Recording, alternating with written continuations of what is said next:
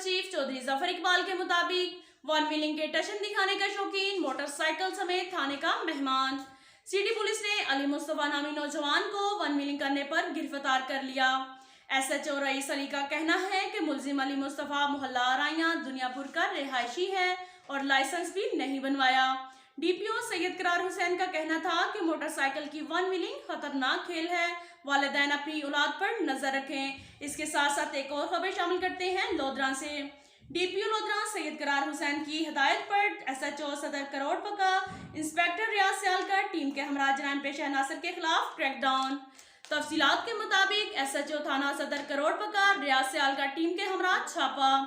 तर्जमान police के मुताबिक 4 मुलजमान गिरफ्तार, 16 लीटर शराब, 1 क्लाशनकोफ, 2 पिस्टल, 30 बोर 7 गोलियां बरामद।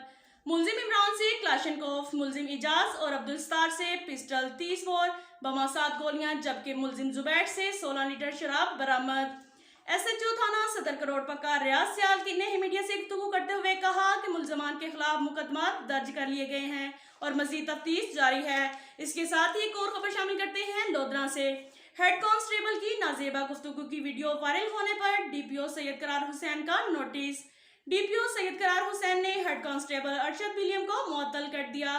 हेड कांस्टेबल के खिलाफ मजीद कार्रवाई के लिए DSP हेडक्वार्टर को अहकामात जारी।